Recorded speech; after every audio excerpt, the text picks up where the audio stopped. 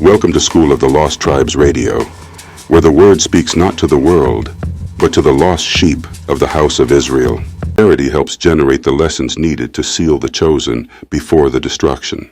The Most High calls the scattered house of Israel to restore what the curses attempted to destroy, brotherhood. For the love between Israelite brothers and sisters is not merely emotion, it is a command from the throne of Yahweh. When the tribes honor one another, they honor the covenant. When they walk in unity, they walk in the ancient path chosen for Jacob. Brotherhood is not optional. It is the lifeline of a nation rising again. Israel must also remember that Yahweh's messengers move unseen among his scattered people. Some who appear as ordinary strangers are vessels sent to test the heart. The tribes must show kindness and hospitality, for Yahweh has always used angels to walk among Israel to witness their conduct. The awakened must carry themselves with reverence, knowing heaven observes every deed. The suffering of Israelites in bondage must not be ignored. Those in prisons, those oppressed, those in poverty, those crushed beneath the systems of the nations, they are not forgotten before Yahweh. His people must remember those in chains as if they themselves were bound. For all of Israel suffers as one body, scattered yet united under the same covenant and curse. Marriage remains honorable among the tribes, a sacred union ordained by Yahweh himself. But adultery, fornication, lust, and secret wickedness will not go unpunished. Yahweh judges whoremongers and adulterers with severity, because these sins destroy families, corrupt generations, and weaken the nation from within. The Israelites must keep the marriage bed pure if they desire restoration. The scattered tribes must reject covetousness, for envy and greed open the door to destruction. Contentment is a shield Yahweh provides to protect Israel from the temptations of captivity. He promised never to abandon his people, therefore the tribes must trust that Yahweh is their helper. They must not live in fear of what men can do. The nations rule only within the limits Yahweh has set. Israel must honor the leaders who taught them the truth of the covenant, those who brought the word, who labored for the awakening, who stood firm in righteousness even when surrounded by wickedness. Their example must be followed. Their faith must be remembered. The end of their walk, the fruit of their obedience, is a model for the entire nation. Yahweh Shai, the Messiah of Israel, does not change. His authority, his righteousness, his covenant role remains the same across all generations. He was the same before the exile, during the exile, and after the exile. He remains the rock upon which Israel stands, the unchanging cornerstone of the kingdom. Israel must beware of strange doctrines. Heathen philosophies, Christian traditions, church-made commandments, and foreign teachings have corrupted the tribes for centuries. The heart must be established by the grace Yahweh gave through Yahweh Shai, not by rituals that profit nothing, not by ceremonial customs invented by men, not by traditions borrowed from other nations. Israel now has an altar the nations cannot approach. The sacrifices of the old tabernacle belonged to a priesthood that faded in captivity, but the sacrifice of Yahweh Shai is eternal. The animals once burned outside the camp symbolized sin being carried away from Israel. Yahweh Shai fulfilled that pattern when he offered himself outside the gate of Jerusalem, bearing the reproach of his people. Therefore the tribes must go to him, outside the camp, outside the approval of the nations, outside the institutions of men. Israel must bear his reproach, just as he bore theirs. The world will not honor the awakened Israelites, for they rejected the Messiah then, and they reject his people now. Israel's identity is not affirmed by the nations. It is affirmed by Yahweh alone. This world is not Israel's resting place. There is no continuing city among the nations. No country in this captivity is the homeland of the children of Jacob. They seek the kingdom to come. The city Yahweh will restore when he gathers the tribes under the reign of Yahweh Shai. Until then, Israel must offer sacrifices of praise, not animals. the fruit of their lips, their prayers, their songs, their testimonies. These are offerings Yahweh accepts. But praise without obedience means nothing. To do good, to share, to walk in righteousness, to uphold the covenant.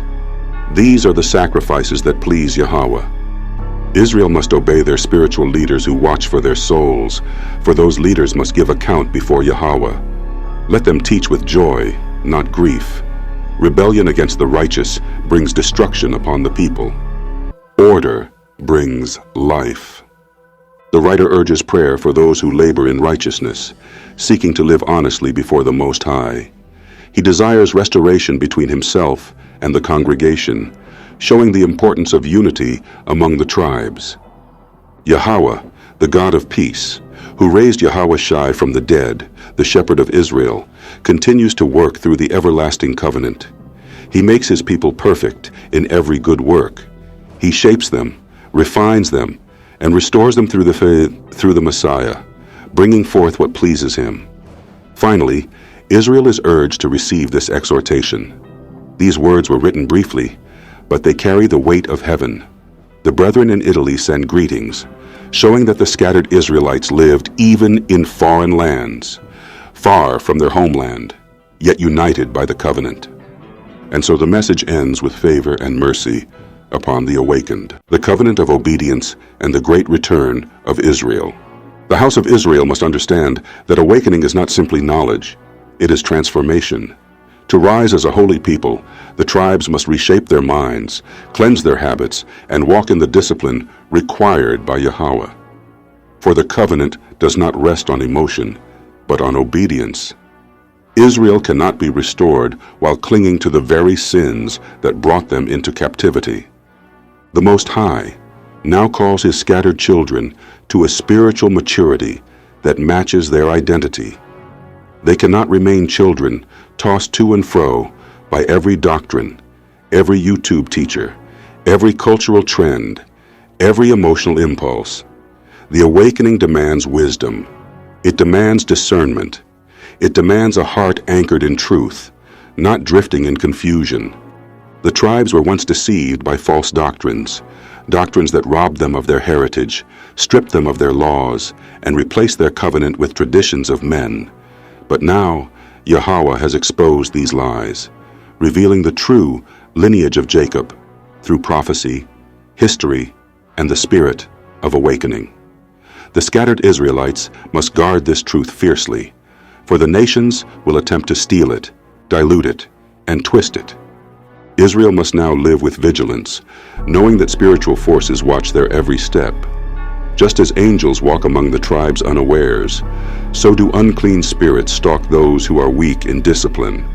The awakened must fortify themselves with prayer, righteousness, unity, and the example of Yahushai. They must not open the door to temptation, for captivity has trained them to love sin more than holiness. The Most High calls Israel to a higher accountability. Every man and woman must examine their heart, their actions, and their secret intentions. Yahushai bore the reproach of the nation outside the gate, but the tribes must now bear the reproach of righteousness within nations that hate their identity. To walk in truth is to be despised. To uphold the covenant is to be mocked. But the awakened must endure this reproach, for it is the cross Israel carries.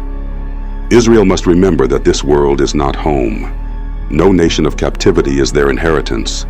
Their citizenship belongs to Zion, the city Yahweh will reveal, the kingdom that Yahushai will rule with a rod of iron. The tribes must live with their eyes fixed on that promise, not the temporary comforts of Babylon, Rome, America, or any land of exile. The sacrifices Israel gives now are spiritual. Praise is their offering. Obedience is their incense. Righteousness is their altar. Yahweh is pleased with the deeds of the humble, the merciful, the just, and the wise.